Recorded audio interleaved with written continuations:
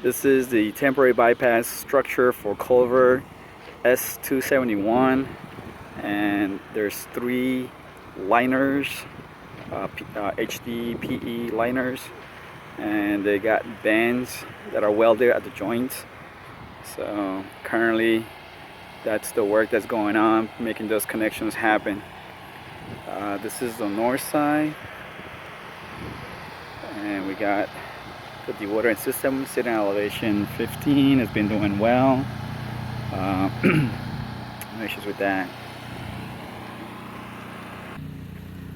Just a closer look at the connections.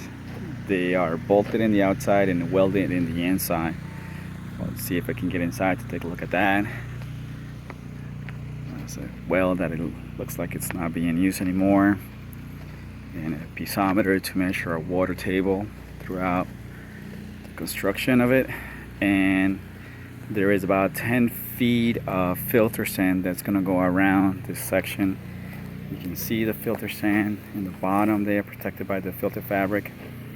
About 10 feet of that is going to be added around this section. Another feature that is going to be added is a flowable fill, that's going to be used to backfill in between the pipes. So we had just a mod to extend that flowable fill to the areas on the exterior of the 2 pipes, the one here closest to me and the other one on the other side. So that's that. And just a look of what that connection looks like. You have a piece of sheet metal, basically flexible, and it goes around the joint here between the 2 pipes. This was just freshly cut today, this last segment of pipe. Just want to highlight how the thimble and the gate was constructed in here. Some H-piles holding it together, and the thimble connected to that. Right now in between pipes, and again, this is the zone that's going to get flowable fill when it's all finished. And back again towards the gate, where the gate is going to sit here, and the connection to the thimble.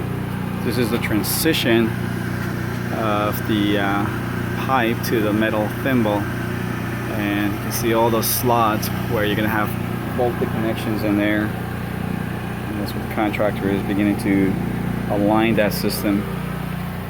Likewise on the center pipe. We're inside one of the HDPE pipes, looking at the joint. So this is how it looks when they come together. And then inside there is a band. We're looking at it right now. It goes all around the joint. It's about 14 inches wide, and initially has 4 heating elements that heats up and melts the plastic, so it creates a welding joint. After that's done, to check, and you see test 9 and test 10, they actually probe holes in here, and they've been sealed, but those holes are used to extract vacuum and test to make sure that there's no air escape. And if there's air escaping, like the situation on this one, a bead of welding happens on the perimeter to have a complete seal, and it's done on both sides.